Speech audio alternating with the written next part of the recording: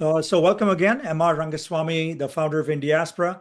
Again, this is our healthcare series we initiated about a year ago when we really wanted to inform the diaspora community about all issues relating to health. Again, as a fun fact, there are 35 million of us who live outside of India. This is the largest diaspora population in the world, and we are in almost all the 200 countries there are today on the globe. We first started this series with a focus on heart health. That was a very well attended session chaired by the former Surgeon General of the United States, Dr. Vivek Murthy. He then came back to chair our second session as well on diabetes, which is again a hugely attended session. This session is going to focus on strokes. We're going to go a little bit more in depth. And the one thing that amazes me as we gather both the panelists and the speakers is the talent that the Indian community has in the healthcare space. Just in the US alone, and I'm sure it's very representative of other countries like the UK and Canada and Singapore, UAE and Australia primarily, that 10% of the doctors in the United States are of Indian origin. And this is probably, like I said, true in many of the other countries. For example, in the US, the doctors, especially the ones you meet on the panel, amongst others, serve 30 million patients in the United States. This is work that's laudable and commendable. So I want to thank all the panelists ahead of time for the wonderful work you do as a community. To kick this session off, we have my good friend, Dr. Ashish Jha. He's extremely well known. As you know, Ashish came to the first Indiaspora Forum over 14 years ago. I knew him then when he was a professor of global health at Harvard. He then went on to become the dean of public health at Brown. And then President Biden pulled him into the administration to be the COVID coordinator in the administration, a very, very difficult task. Subsequent to that, now Dr. Jha has become an entrepreneur and has started a new company called BioRad. And I will have him tell you a little bit about that if he wants to. But really, really happy to have Ashish kick off this series with his remarks. And following that, we'll get into a panel. Floor is over to you. Great. MR, thank you. And it really is an honor and a pleasure to be here. I do remember 14 years ago joining the first Indiaspora meeting, and this has always been a very, very special community for me. And so when I was asked to come and spend a few minutes talking to you about this, I immediately said yes, because I think it's a huge honor, and it's a really important topic. As I was thinking about some remarks tonight, I wanted to start with a very quick personal story about me. I was seeing my primary care physician about 2 months ago, and my blood pressure was, by most definitions, kind of borderline normal. It was like low 120s, about 80. And we had a long conversation about whether I should take an antihypertensive medicine or not.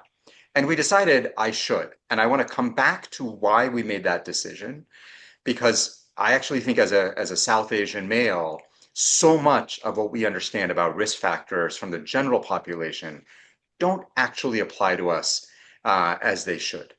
And so in about 2 minutes, I'll come back to that specific context. But let's start with stroke from a big picture perspective. Most people don't know this. It is, depending on who you look at, probably the second leading cause of death in the world after cardiovascular disease. It is the fourth leading cause of death in India. It is probably the third leading cause of death in the United States. Whatever measures you use, it's in the top 5 everywhere around the world. So that's sort of point number 1. The most important number I want you to walk out with tonight is 80%. 80% of strokes are preventable. We can prevent 8 out of every 10 strokes. So it is all about prevention. It is certainly very important to recognize symptoms early when they happen. It is very important to treat it effectively. That remains important. But I think it is critical to understand that 80% of strokes are preventable. And as I've sort of already alluded to, South Asians have much, much higher risk of stroke. As you probably know from the first session, twice the risk of cardiovascular disease. we think about a 40% higher risk of stroke mortality in the US compared to the white population. And if you think about what the major risk factors are for stroke, high blood pressure, high cholesterol, diabetes, smoking, obesity, very much matches the risk factors for cardiovascular disease, though high blood pressure is particularly critical for South Asians. I mean, I'm sorry, for everybody, but including South Asians. Now, here's the part that I was thinking about when I was sitting with my primary care physician just a couple of months ago. There are these standard risk calculators that look at somebody, like I'm 55, you can look at all my risk factors and make an assessment of my risk of a heart attack or stroke over the next 10 years. Those standard risk calculators are great. They don't work very well for us. For South Asians, they get it wrong. They underestimate our risk because our risk profile is higher, not just because we have more hypertension or diabetes, but actually because of other genetic factors. We are at higher risk of these events. And so a good doctor, well-meaning, evidence-based doctor is more likely to undertreat you because he or she may be following the guidelines, and the guidelines are fine for the average population, but they're not great for us. And one of the reasons they're not great for us, and we were just discussing this just before the beginning of this session, and I'm sure you'll hear this again, is the research gap that really exists here. I mean, obviously, South Asians, Indians are a big part of the global population. They're one of the fastest rising minority populations in the US, the second largest Asian American population, and yet wildly underrepresented in the research on strokes. There's a lot of good research on strokes. Almost none of it includes Indian Americans, South Asians in numbers that actually give us specific information. And so if you want to do a risk calculation, or for me as a South Asian male, you really can't. And that's why I think it's so important, and that's why I brought up this personal story, why I think it's so important that we are more vigilant, more aggressive with management of risk factors, because our risk of stroke, our predilection for cardiovascular disease is just much higher. And so it's not that the science around this is wrong, it just wasn't really built for us. So let me wrap up, because then I want to see what questions MR has, and I'm also happy to talk about BioRadar if you want, MR. But wrapping up, to me, this is a topic, first of all, I think it's a great topic for Indiaspora to be talking about, but it should be an empowering topic, because we can do so much about this, that we have so much ability to prevent these things, to recognize it early. It's about information. It's about focusing on risk factors, and it's about being much more aggressive in managing these things. And if we do that for our community, we can make a substantial difference in keeping people in our community healthy. You know, I've brought up a lot of the mortality numbers. It's also probably one of the biggest causes of disability and morbidity. So it goes well beyond death, of course, all the disability that it can create. So I hope after the end of this evening, first of all, I hope you'll have lots of questions. You have a fantastic panel. You'll learn a bunch of stuff. Hopefully you'll ask lots of questions.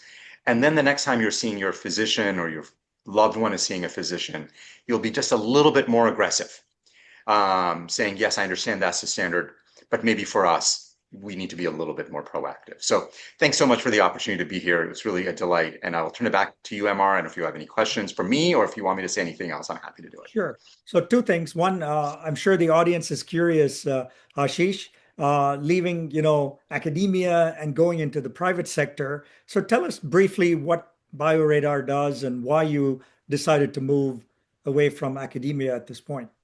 Sure. So when I was at the White House, I started working on what was at that point coming out, and there's even a New York Times article today about AI-generated viruses, but that convergence of artificial intelligence and biology has created unprecedented opportunities. Great new therapies are coming, all sorts of wonderful things, but also unprecedented risks.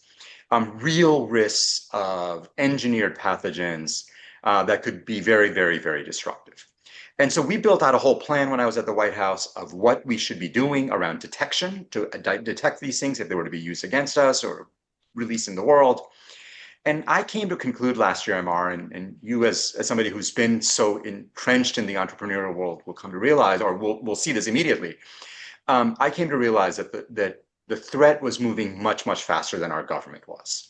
And I believed then, and I believe even more so now, 7 months into this new company, that what we have to do is stop talking about some problems, and sometimes you just got to go solve it.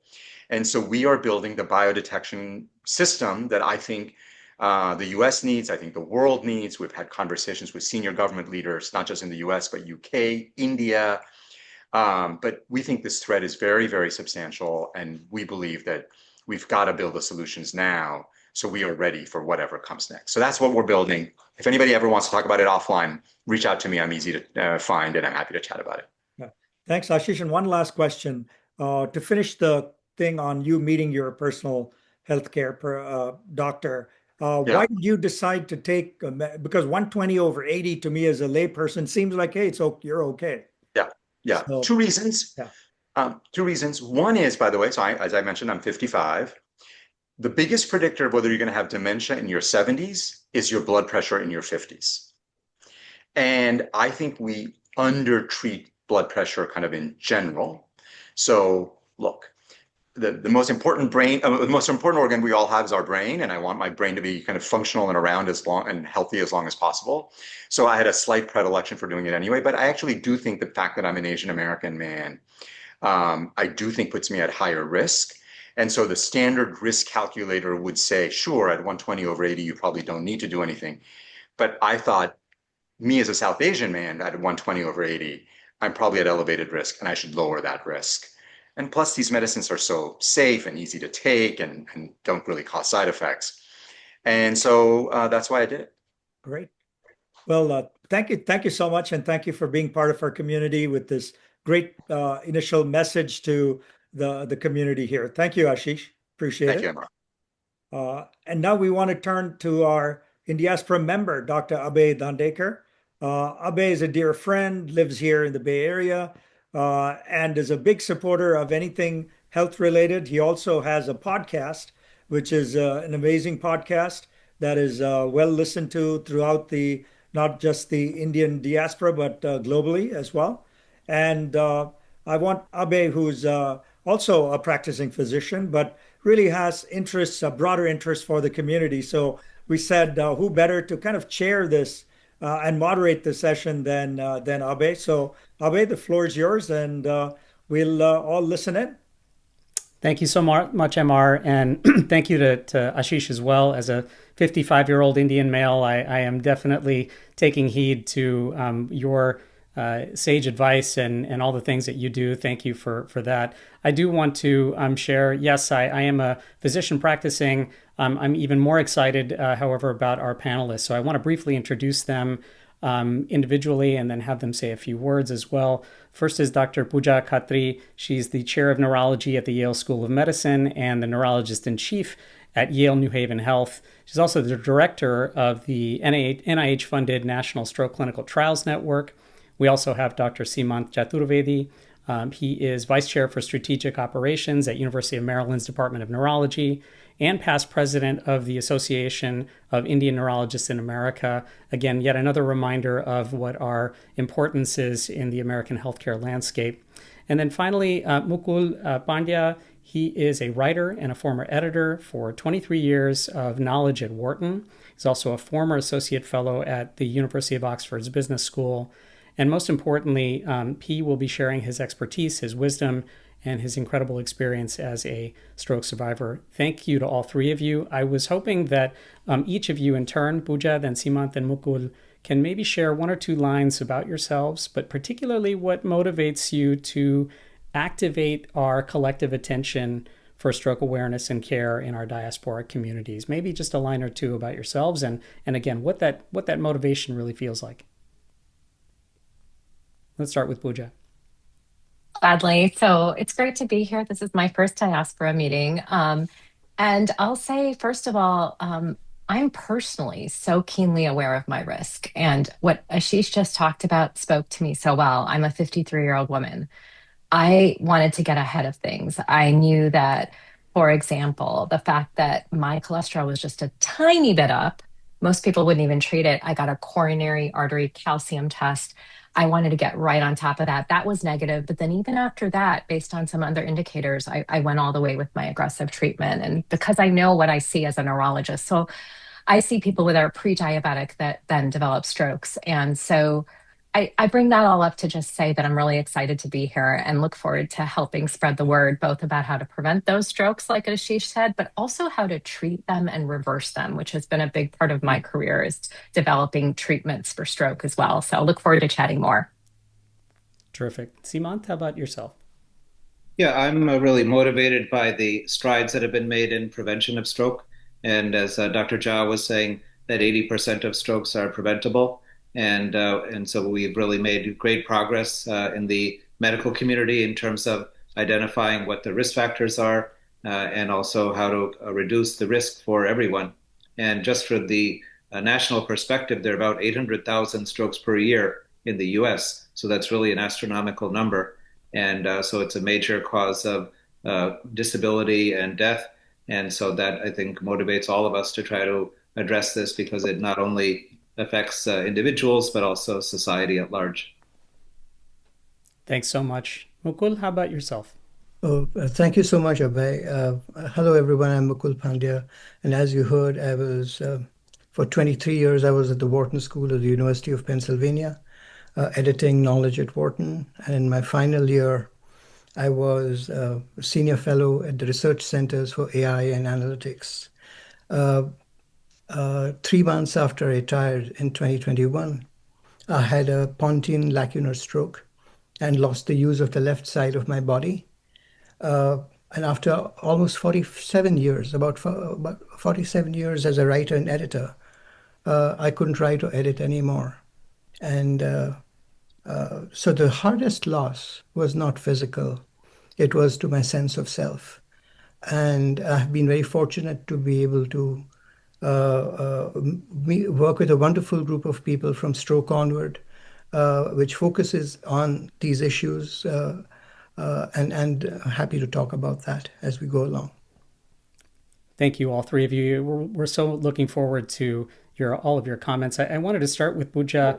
All of this begins with sort of an origin story, as Ashish referred to the sort of increased risk of stroke in our population. And there's already many questions from the audience, but particularly back to, again, this idea of what is the standard of how our risk actually has evolved, but particularly looking at this in our Western diaspora. So maybe you can talk a little bit about the origin story of how that risk really has taken shape and what we should be looking for. Gladly, Abhay. So first of all, I just want to take a second to say what is a stroke, because sometimes that term gets a little bit confused. A stroke is an attack. It's a disruption of blood flow. Unlike a heart attack, where the disruption of blood flow is in the heart, it's in the brain. And so that disruption could have been because the artery was blocked, or it could have been because the artery burst and blood was then released. Either way, a focused area of the brain didn't get nutrition. And so there are a number of reasons that have contributed to us as a South Asian population having a higher risk for stroke. One of them is that we have a high degree of insulin resistance and type 2 diabetes.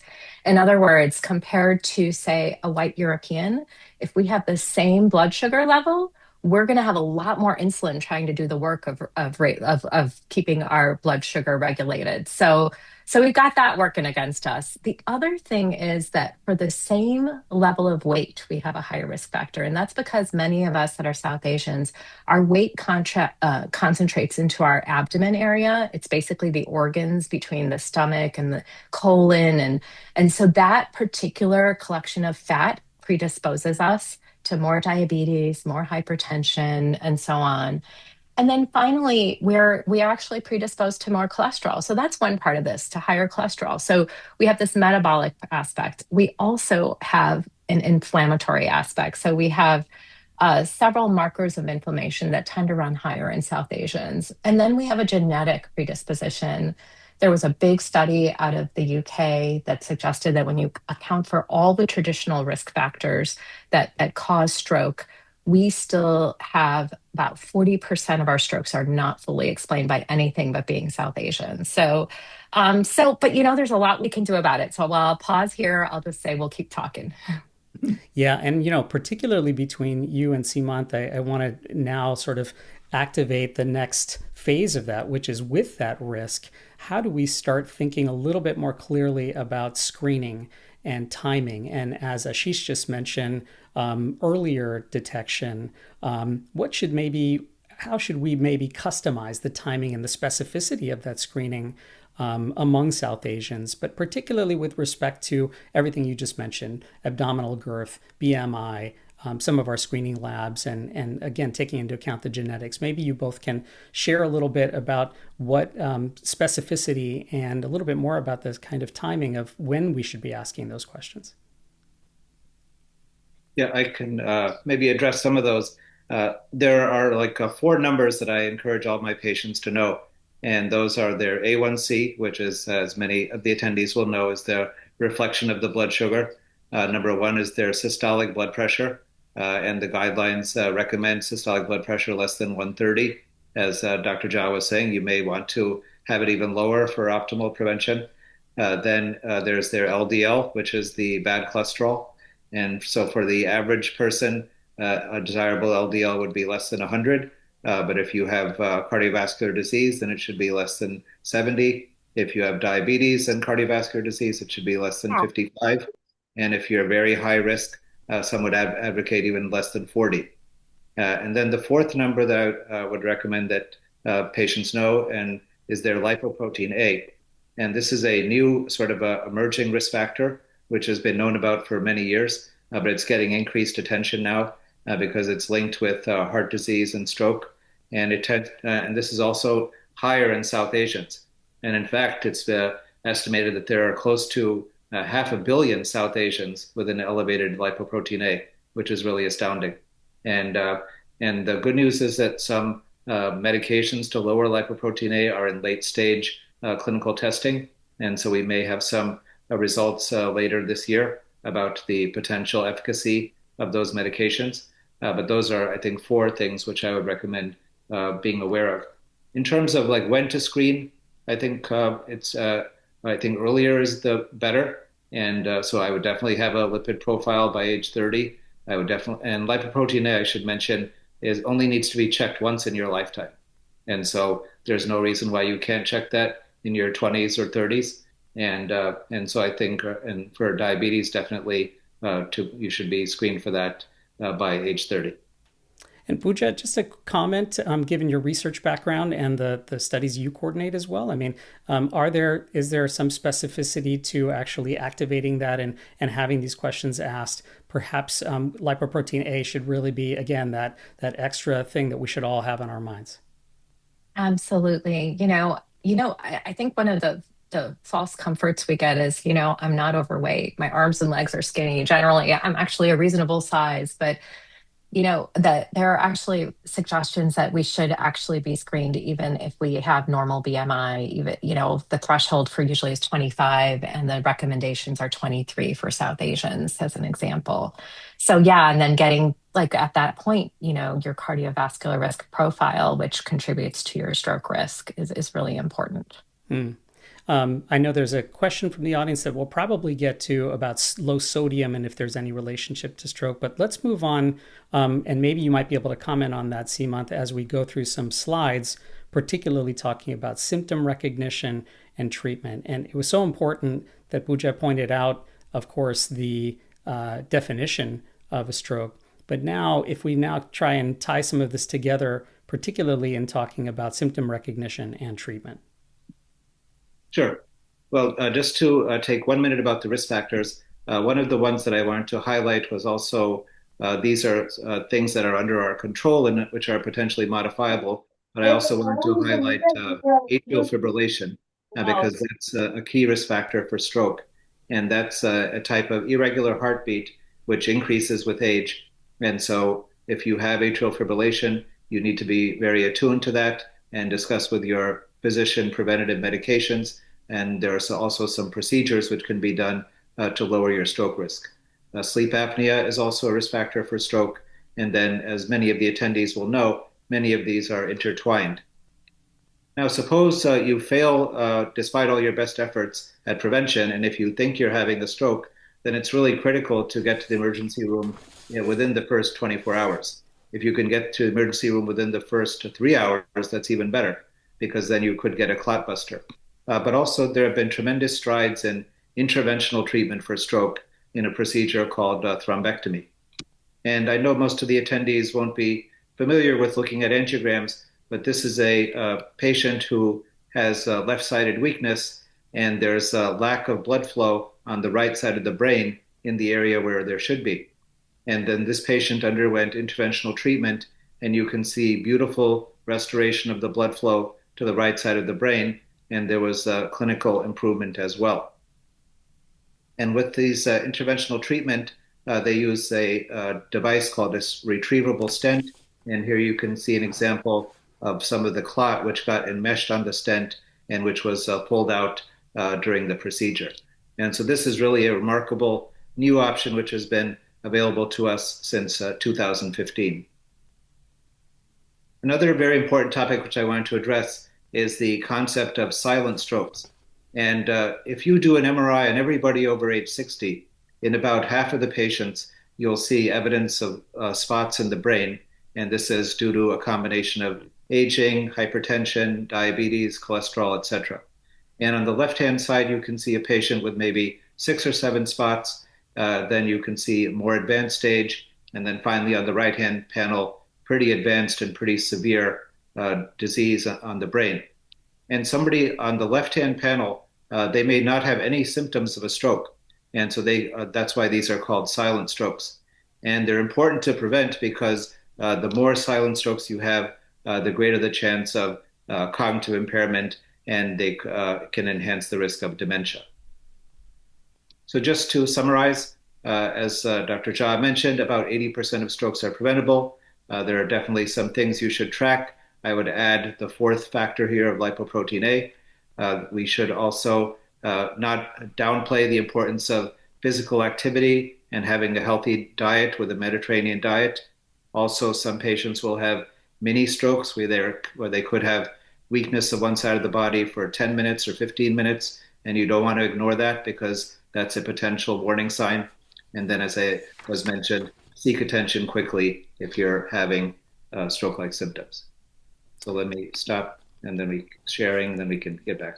And I want to point out that, as the American Stroke Association lists out that, the best way to think about this is FAST, right? Face drooping, arm weakness, speech difficulty, time to call 911.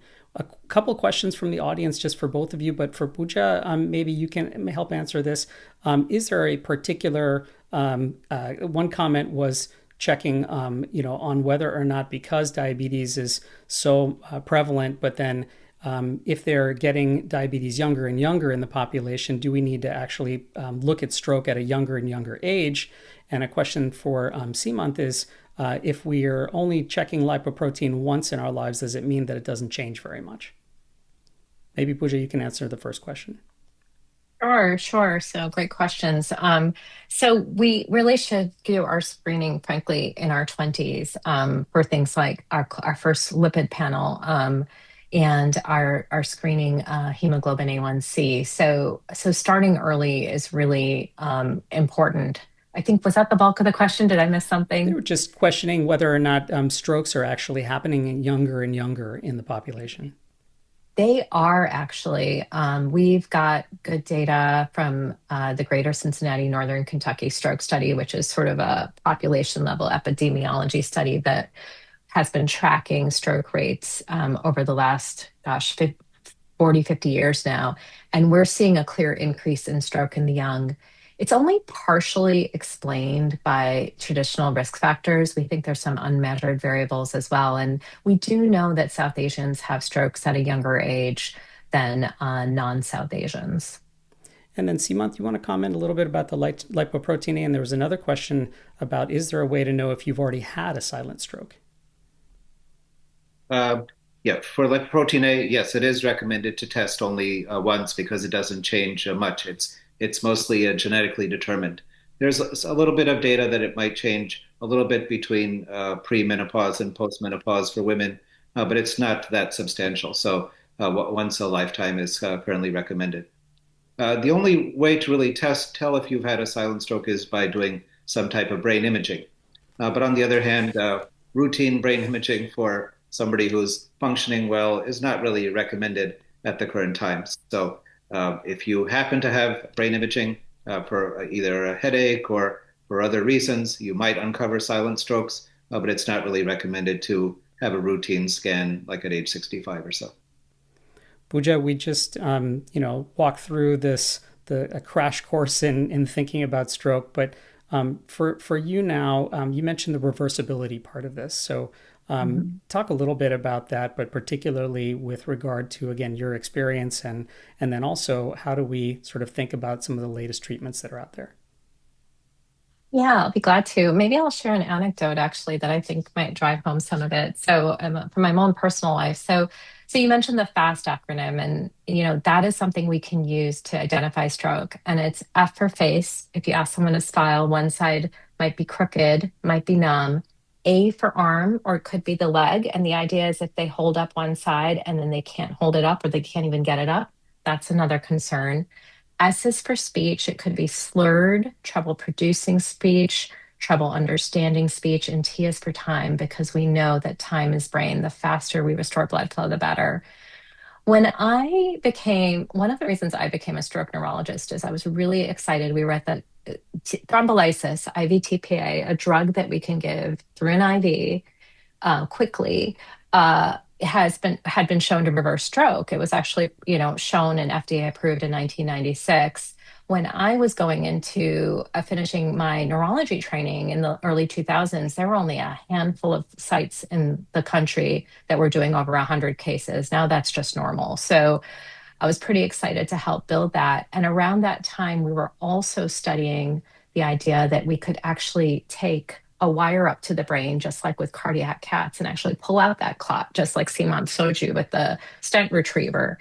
And so the anecdote I wanted to share with you that might just help you remember signs and symptoms of stroke was that when I was actually flying to California to train a site to be in our trial that was testing endovascular therapy versus standard IV thrombolysis in those with the most severe strokes.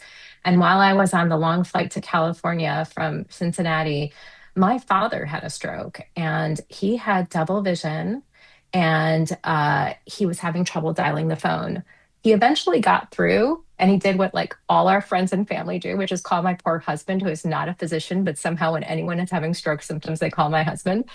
And he went through and said FAST and was just like, okay, I don't think I need to call our stroke friends, but I really think you should, call 911. He went to a hospital that didn't take care of his stroke. That back then things were much worse. But by the time I landed, he was out of the IV thrombolysis window.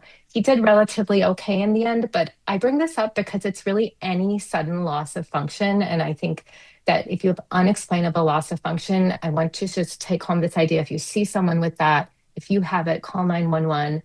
Don't be embarrassed. We have to have some false alarms to treat people quickly. So, and those treatments, like I said, are the drug and then the possibility of taking a device up and pulling out that clot. We know that we used to say we could only treat within a few hours. Now we can treat up to 24 hours in selected patients. So don't worry about the time. Just get to where you need to be or help that person in front of you get to where they need to be. Such a powerful reminder about how we can actually both recognize but then get fast treatment. Seemant, before we get to Mukul, I wanted you to maybe comment a little bit about the expected outcomes and recovery.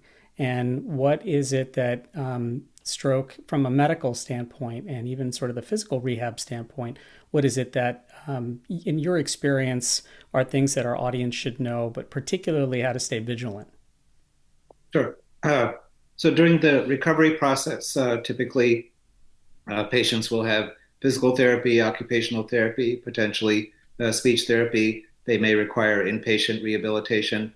And when you look at, say, the outcomes at 3 to 6 months, about 30 to 40% will have some type of motor deficit with typically weakness of one side of the body.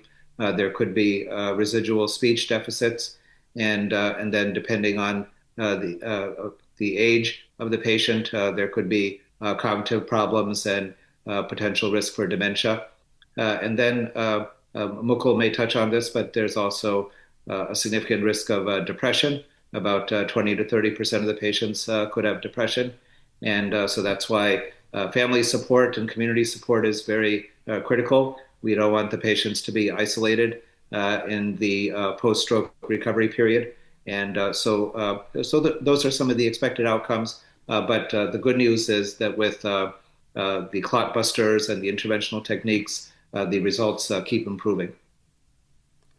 You know, we were just talking about this before we started this session, but while there is a lot of expertise in this room, in this virtual room, there is no more wisdom than what Mukul probably has to share as being having had a front row seat to this. So Mukul, I was wondering if you could now maybe share a little bit about the nuances of your personal journey as a stroke survivor, but particularly the contrast maybe between the medical recovery, the mental health recovery, and even in a way the spiritual recovery. Thank you, Abhay. I'm very grateful for the opportunity to be able to share some of these things with you. When I had my stroke in September 2021, I found that the US system is absolutely fantastic when it comes to treating the physical aspects of recovery. They asked me to they diagnosed the stroke as a pontine lacunar stroke, which happens when a deep part of the brain is blood supply is blocked. They diagnosed it right away. They put me to rehab. 4 hours a day, I was doing physical therapy, speech therapy, occupational therapy.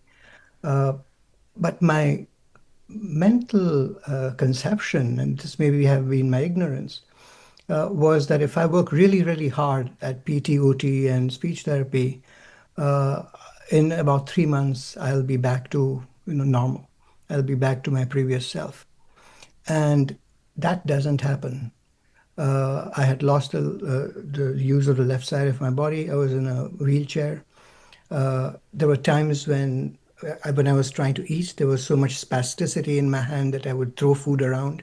So they would put a bib around my neck. And that feeling of being infantile and helpless was extremely depressing. And as I said, after 45 years of being a writer and an editor, I found that I could neither write nor edit. And the biggest sense of loss was, if I can't write or edit, it's something I've done all my life and which I love, who am I? And that's the loss of identity that almost all stroke survivors go through. I was interested to hear Dr. Chaturvedi say there are 30%. I wonder if there may be more people who may not be depressed, but who may experience this loss of their loss of self.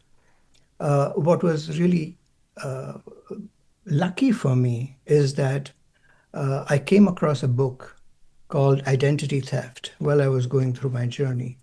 This is the book. And that saved my life, probably. To tell you a little bit about, not probably, it really saved my life.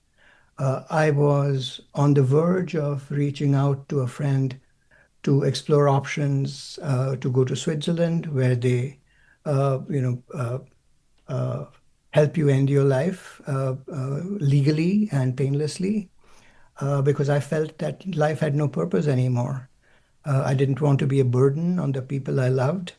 And the words that kept going on through my mind over and over again is what, the Spanish revolutionary in the Spanish Civil War, La Apasionada, who once said, it is better to die on your feet than to live on your knees. And I just kept thinking about that over and over. And I was seriously looking at that option. And then I came across identity theft.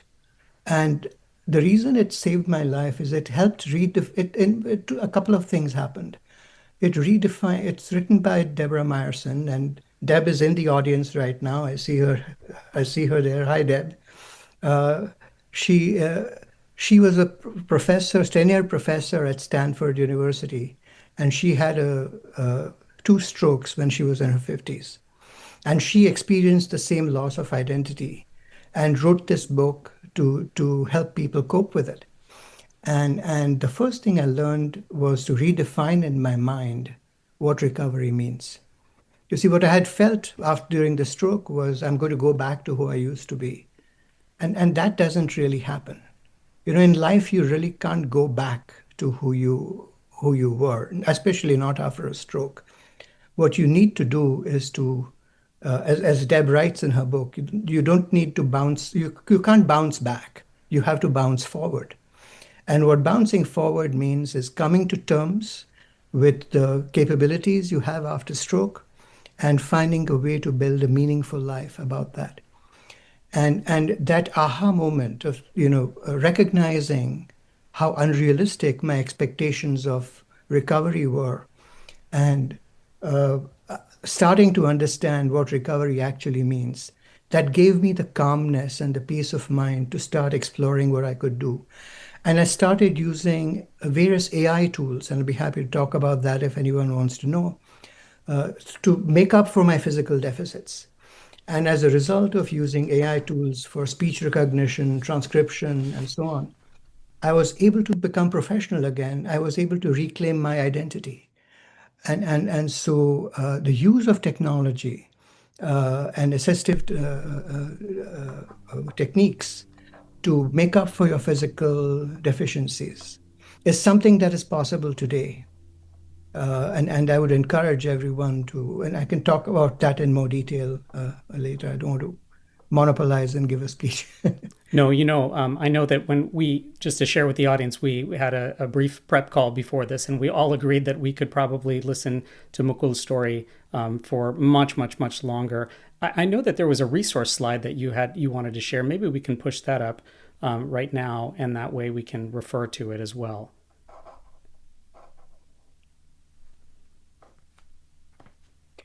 Thank you. So as I said, one of the fortunate things that happened is that after I recovered, I actually connected with Deb Marison and Stuart Zuckerman, her husband, who founded this nonprofit called Stroke Onward, and I'm very honored to be part of that. So I did share the founding story with you about how Deb had a stroke, and I also shared with you, the book, Rediscovering After Stroke, Identity Theft.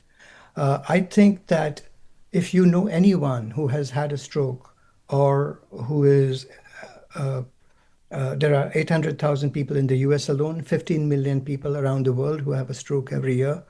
I would think that for all of them, Identity Theft would be wonderful reading because it can, just as it helped me redefine my life and find purpose and meaning again, it can be very helpful.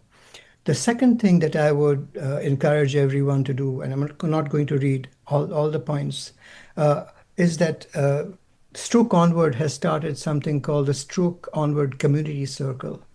That is a resource for anyone who is coping with these emotional and psychological challenges and identity challenges after a stroke. It's a very warm, compassionate community, and I would encourage everyone to, to check that out and be part of it. And talking about AI, one of the most innovative things that Deb has done because she has severe aphasia after her stroke or the speech impediment, is that they have partnered. Stroke Onward has partnered with an organization called 11 Labs that allows a stroke survivor's previous voice to be cloned, so that if you type out a message, it will actually say that message in your own voice. And the Stroke Onward Community Circle is able to make that available for free for people who are coping with this thing. So my second advice to everyone is to become a member of SOC. It'll knock your socks off. Sorry, I didn't mean to make a bad pun there. That's quite okay, actually. In this case, we can appreciate any positivity there. I know there are so many questions from the audience, and I'm grateful to all three of you. I want to try and get to some of these first as well. There was a first question, and maybe this might be for either Seemant or Pooja, but attributing things like stress and our busy lifestyles to risk factors. Tell us a little bit about that. And then also, is there a specific difference for risk between men and women of South Asian descent? Pooja, you want to take that? Okay, I'll take the first part maybe and just say that as far as sorry, what was the first part again? Long day. Just of course, stress. Whether that's, I mean, we all know that we need to have stress reduction in our lives, but the sort of substantiation importance of it, not only just in prevention, but also in the recovery.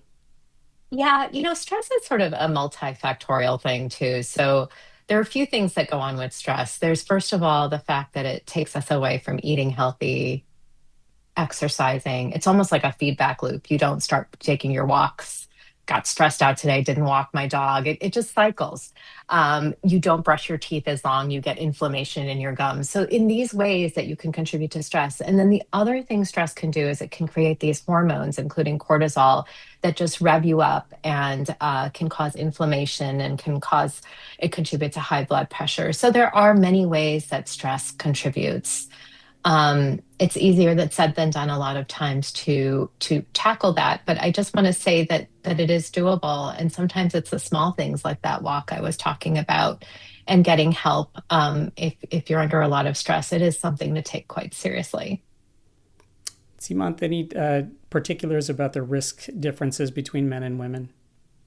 Yeah, no, that's a great question. And there are some very important differences. And many people don't appreciate the fact that about 60% of the deaths due to stroke occur in women in the US. And that's partly because women live longer, but also women have other conditions which increase the risk of stroke. Like they have a greater tendency to have brain aneurysms, which can lead to hemorrhage in the brain. And also, if you look at the group of patients over age 80, which is expanding rapidly in the US, that's greater than 60% women. And so they're going to be exposed to the risk of stroke and potential morbidity from that. And then at the younger ages, we know that pregnancy increases the risk of stroke slightly. And then I think another important factor is many times the physicians don't give the same credibility to a woman's vascular risk factors as they do to a man's. And for example, there have been studies showing that women are less likely to receive statins, and also that they're less likely to receive blood thinners if they have atrial fibrillation. And so I think women need to really advocate for themselves when they're seeing their physicians to try to have all their vascular risk factors taken seriously and attended to. Here's one. Is stroke caused by soft plaques, and how to detect and how to mitigate and reduce soft plaques? And I asked this question on purpose because, again, this is something that people either read about or hear about, and asking about it is something that's critical. Yeah, I can try to address that. So for the non-medical people, what is being talked about is, like, for example, one of the major blood vessels going to the brain is the carotid artery. And so you can have a blockage in the carotid artery from smoking, diabetes, high cholesterol, etc. And if the blockage is severe, it could lead to, say, a 70 or 80 or 90% narrowing in the carotid artery. But sometimes you can also get soft plaques in the carotid artery, which may not cause a 70% narrowing. And so it is true that sometimes those soft plaques can cause stroke, but that's one of the reasons that you should consider taking statins. And I think especially South Asians should strongly consider taking statins earlier on in life, because one of the benefits of statins is that they convert that soft plaque into sort of a more stable structure, and that can help reduce the risk of stroke. What about those people who are just, culturally averse to taking medications? How would either of you address that? It's such a good question. And I will say that it is a very common cultural phenomenon to not want to take those medications. And I think it's thinking about prevention. It's thinking about anything you would usually take. You would eat vegetables, for example, to stay healthy. So it's the same principle. Our bodies are all different, and we have these opportunities to adjust our bodies so we develop less plaque. That is actually the pathway, right? All these risk factors, they contribute to plaque, which causes stroke, the majority of strokes. So I guess I'd just say I would really examine that, because you miss out on an opportunity to reduce your risk. I would just put it that bluntly. But Seemant, you might have something more eloquent to say. That's a tough question. And it's one I will tell you I have family members I struggle with all the time who do not want to take medications, even though they have high blood pressure. So it's actually a very challenging topic.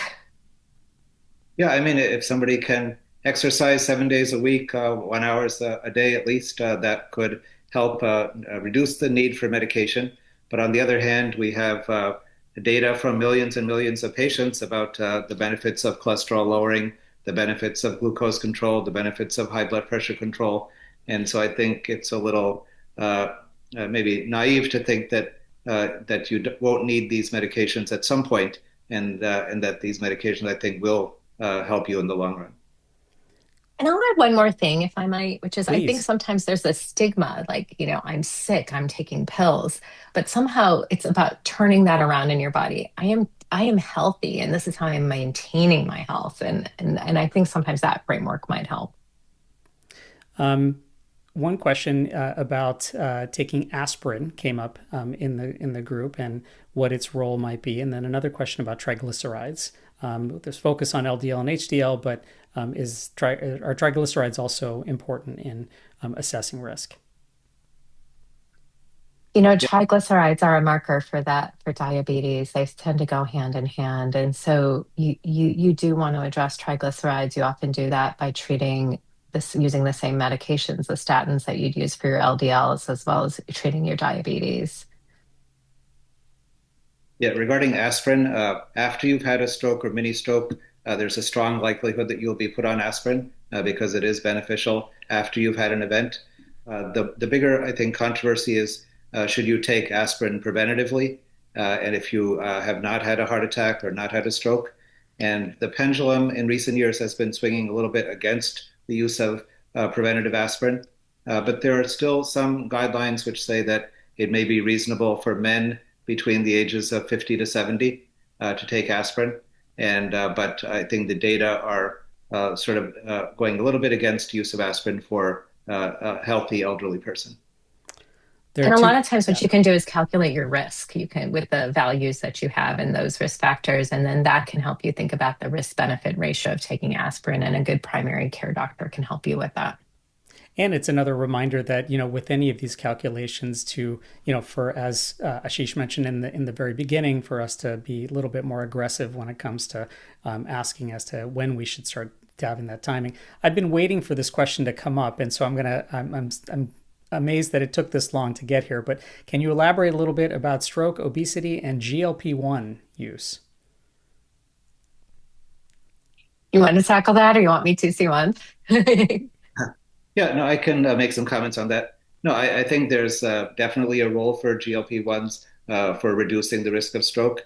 And if you remember that slide that I showed about the risk factors that are under our control, the interesting thing is that a lot of them are interconnected. Because if you have obesity, you're more likely to have sleep apnea. If you have obesity, you're more likely to have diabetes and hypertension.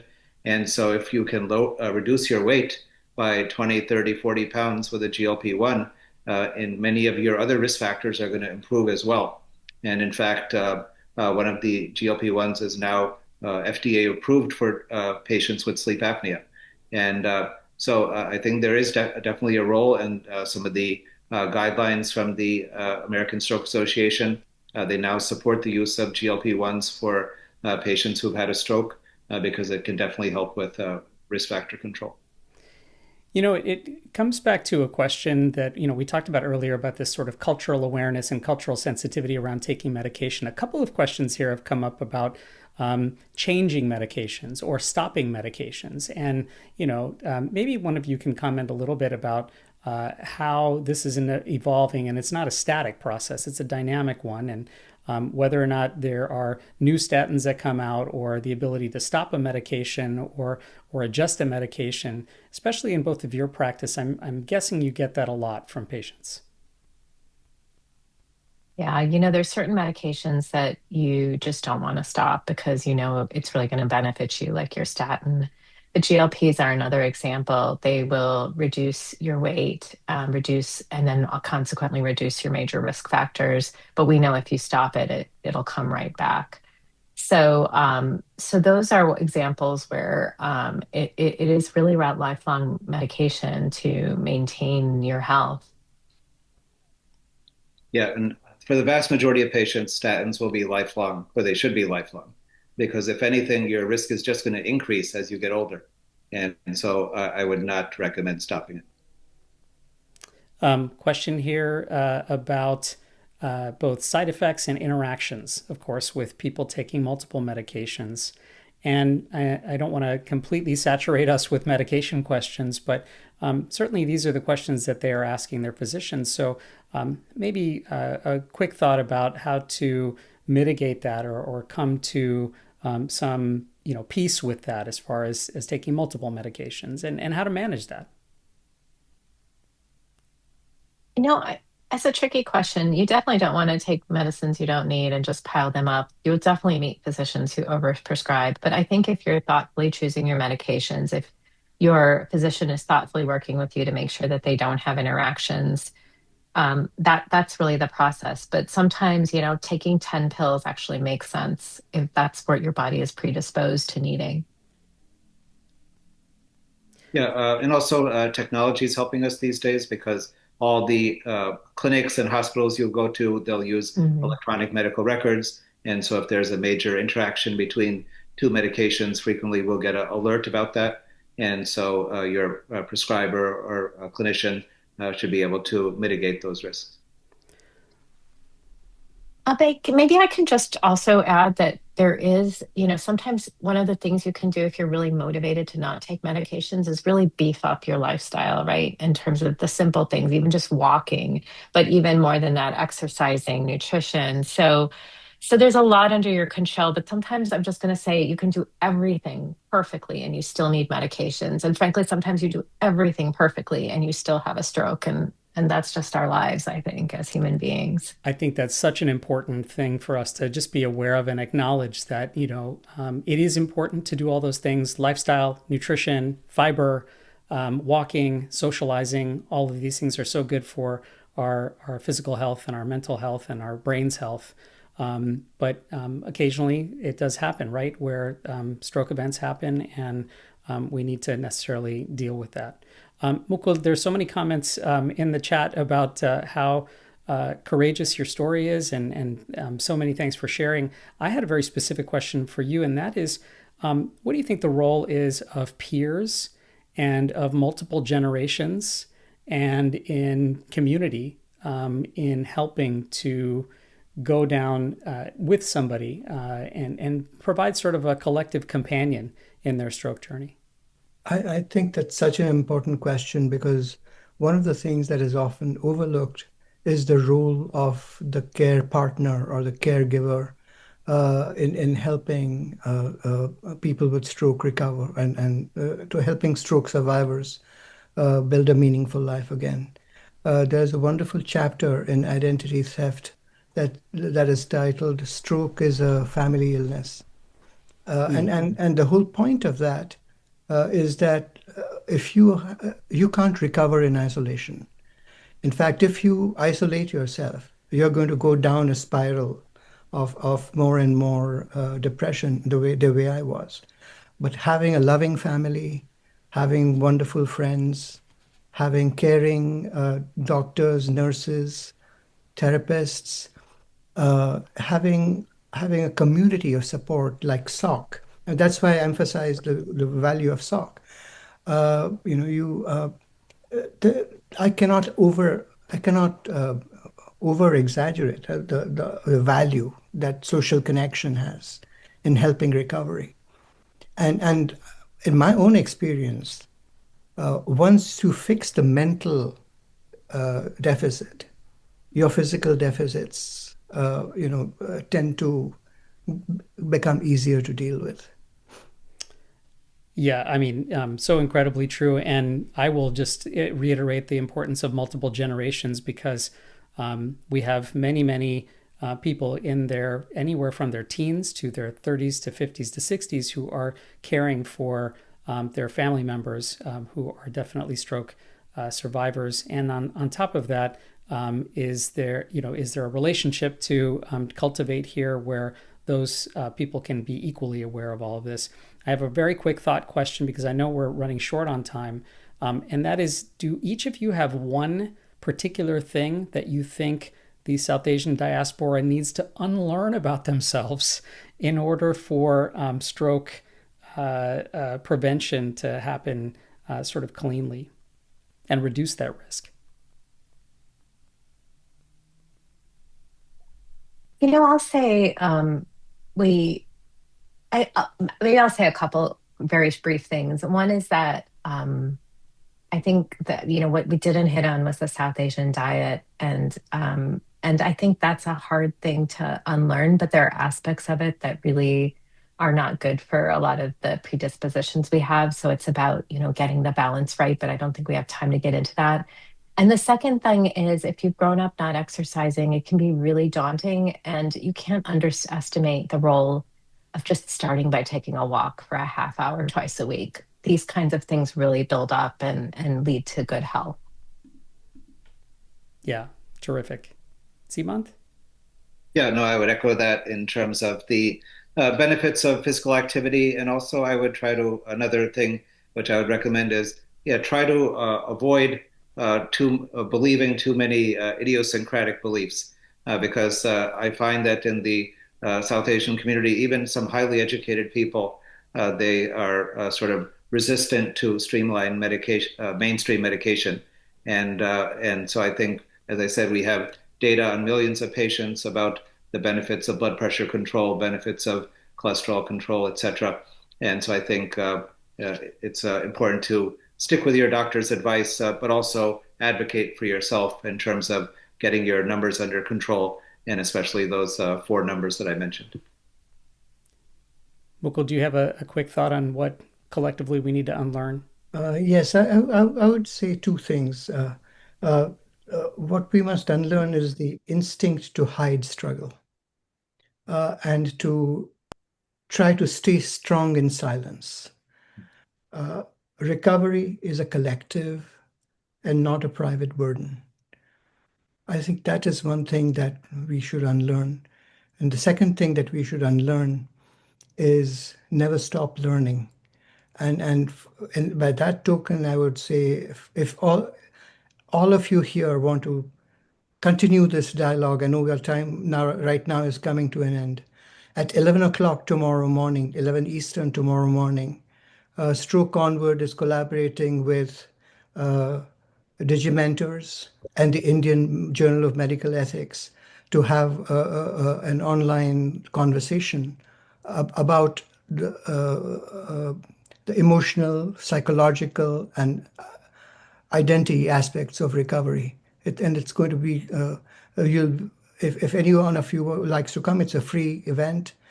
Please look up the Stroke Onward website, or the Digimentors website, or the IGME website. You'll be able to hear from Deb, Steve, and also Liz Wolfson, the CEO of Stroke Onward. She's here as well. So please continue to learn. That's the other thing I would say. I know, and a quick plug for Digimentors and Sri Srinivasan, who's an Indiaspora member and one of the original, the OGs, as they say. 2 quick ones here. This is a question from Indiaspora member. Let's see here. So how do you adjust the baselines at an average level for South Asians relative to the general population in the US, around whom most of the research has been done? On what would you consider as the right standard for blood pressure, A1C, BMI, waist measurements, cholesterol levels, etc.? Is it off by 10%, 20%? Are there some thumb rules or guidelines to follow? Boy, that probably could take a long, long time to answer, but maybe a quick comment on how much should we be adjusting for many of these calculators and guidelines? Yeah, as Pooja said earlier, I think it's important to be screened for diabetes, even if you're normal body weight and normal BMI. And then I think the concept I mentioned earlier of getting checked by age 30. One thing that the American Heart Association and Stroke Association are emphasizing is earlier and lower, meaning get checked earlier and then try to achieve lower targets. And so I think that's a key concept. Another quick question: is there a link between low sodium and stroke? There's a potential risk link between low sodium and seizures, but not really stroke. It's the opposite. Yeah. Having a lot of salt, high blood pressure, right? So. And one point that you made, Seemant, and all of you have made, more than anything else, there's certainly an aversion to changing our lifestyle. Sometimes there's certainly aversion to taking medicines, but most importantly, let's hopefully stop the aversion to going to visit somebody and ask questions. Go visit your doctor, go in and actually seek attention and care. We are at time, and I want to be respectful to all of our panelists. Do you each have at all any final thoughts, very, very quickly, to share with the audience at all? I'll just say that it's great to see so many people here. Just having this conversation is a step in the right direction, and it's wonderful for me to see the presence of the diaspora together today. Yeah, and I agree with that. And I'll just also want to salute Mukul for sharing his inspiring story with us and showing that with persistence you can achieve a lot in terms of recovery. Thank you so much, Dr. Chaturvedi. It's been such an honor to be here with you and Dr. Khatri and Dr. Dandekar. I have just two final comments. Read Identity Theft and come and join us tomorrow. Keep learning. Hope to see you. I think that's a great way for us to finish. Keep learning, keep asking questions. Hopefully we can get much more research for our community that's applicable. And more importantly, we can do this all together. Really, really big thanks to Indiaspora, to MR, to Dr. Jha, Dr. Khatri, Dr. Chaturvedi, and of course to Mr. Mukul Pandya. I know this is being recorded, and so hopefully we'll have resources and recordings for everyone to share. Thank you all so much. Good evening and good night.